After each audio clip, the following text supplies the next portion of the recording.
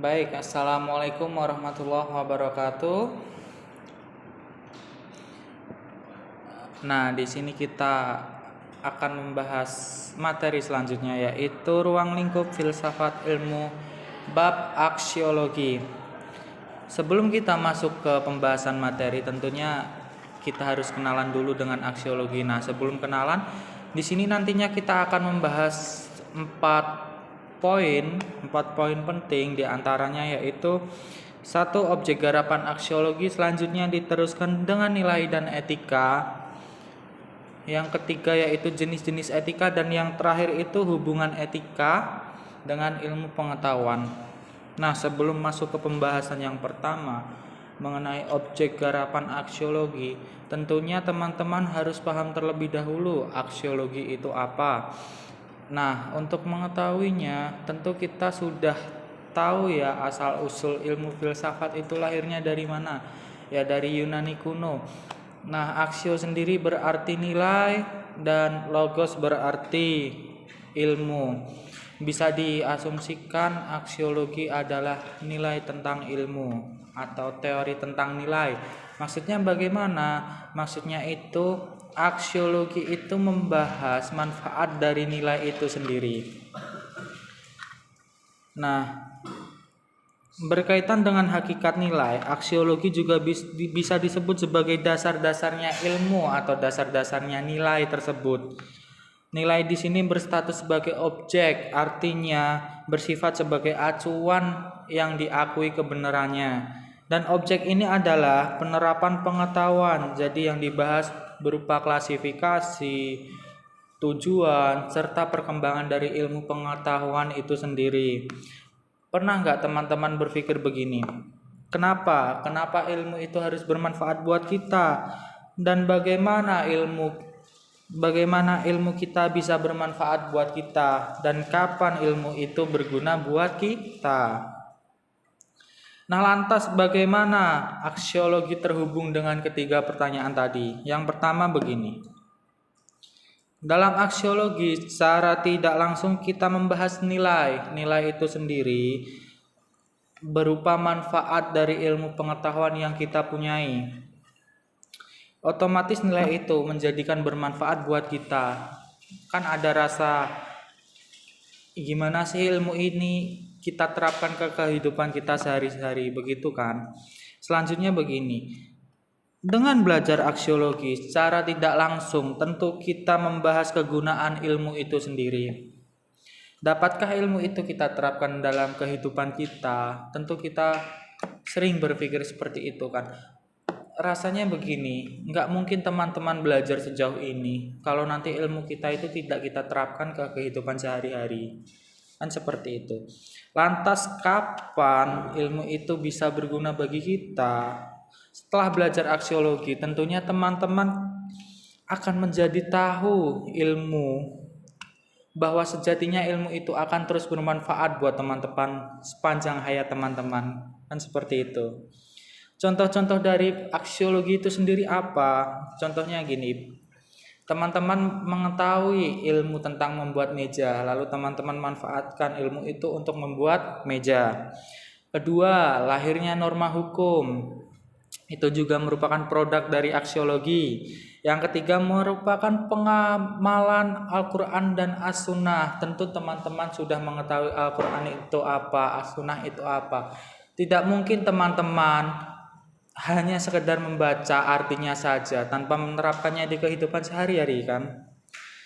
Terus satu contoh lagi, sopan dan santun itu juga merupakan produk dari aksiologi. Tentunya masih banyak lagi produk-produk aksiologi atau contoh-contoh yang lahir dari aksiologi ini.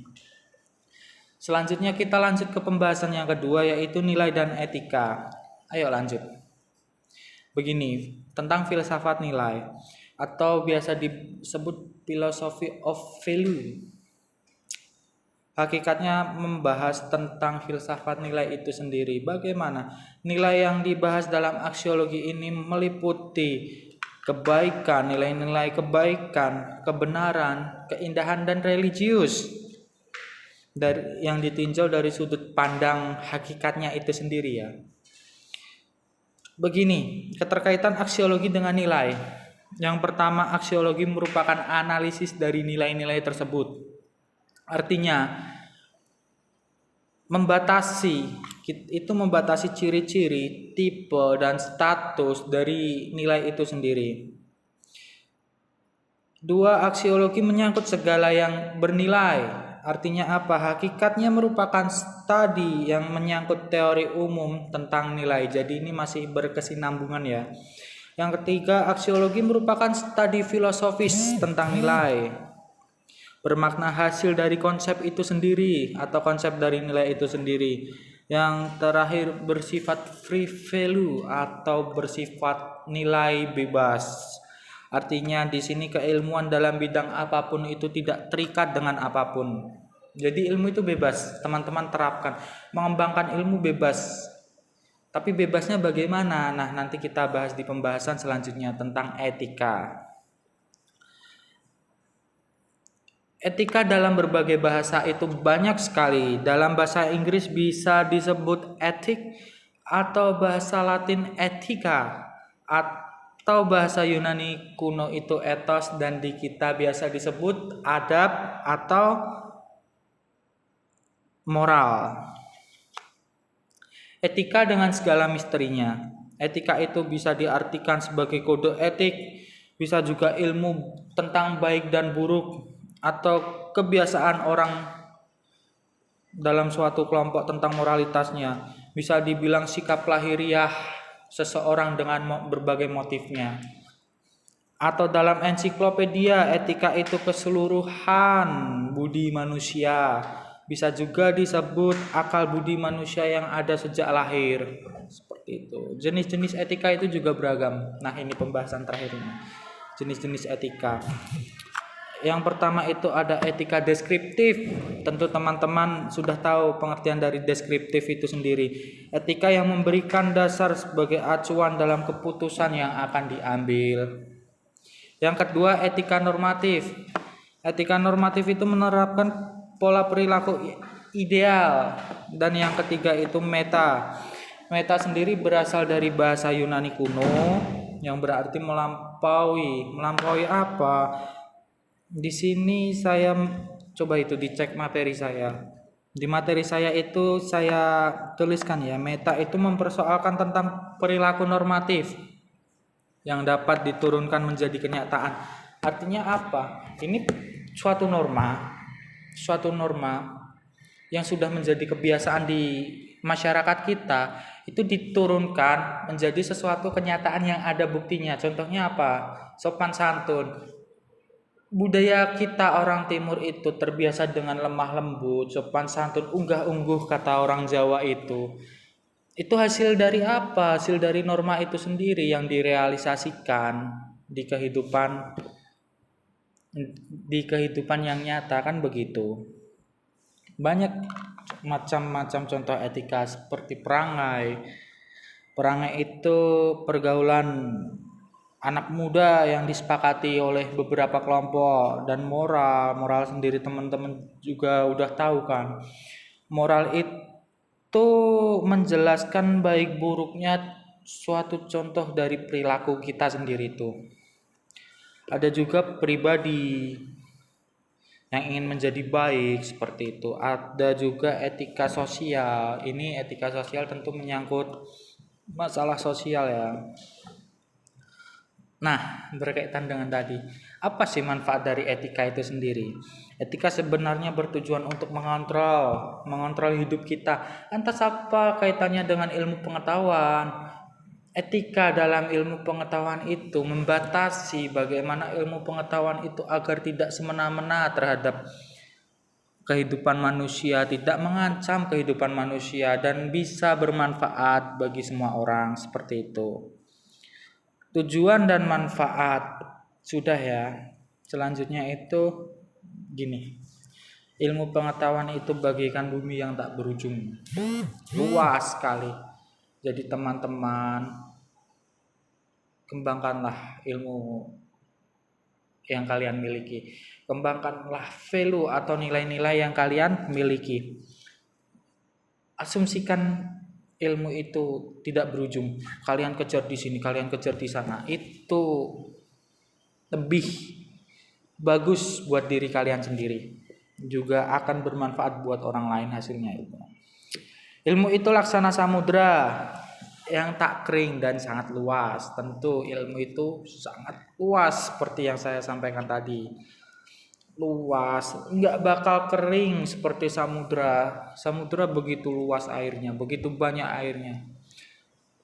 Kau ambil pun nggak bakal habis itu. Bisa kau mau ngerasa samudra sampai kering itu. Ilmu itu bagaikan samudra. Nah, pembahasan yang terakhir, ilmu pengetahuan. Hubungan ilmu pengetahuan dengan etika. Ilmu pengetahuan itu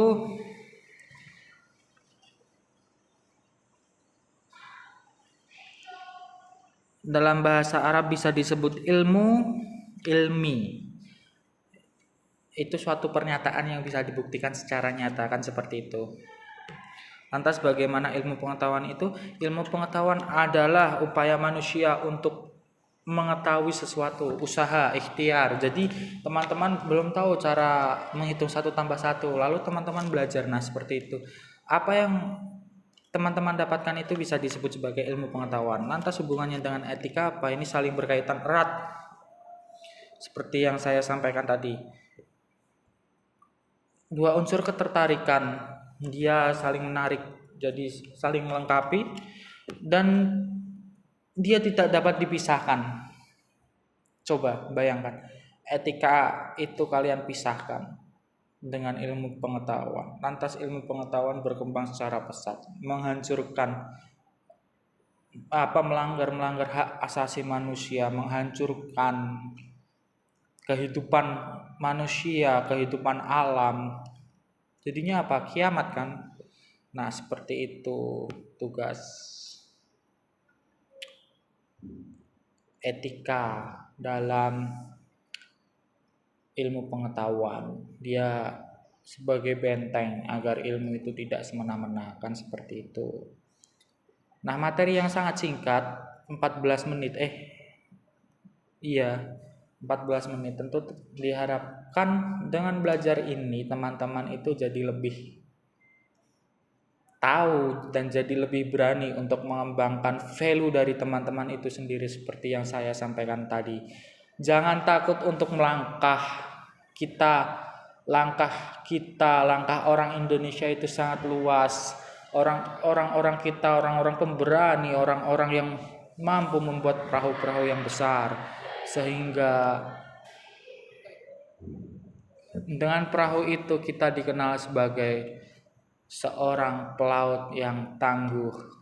Sejak era Sriwijaya, sejak era Majapahit, angkatan laut kita sudah mampu menjelajahi berbagai penjuru dunia. Jadi diharapkan teman-teman mampu mewarisi, dengan ilmu pengetahuan teman-teman mampu mewarisi tekad-tekad leluhur bangsa Indonesia.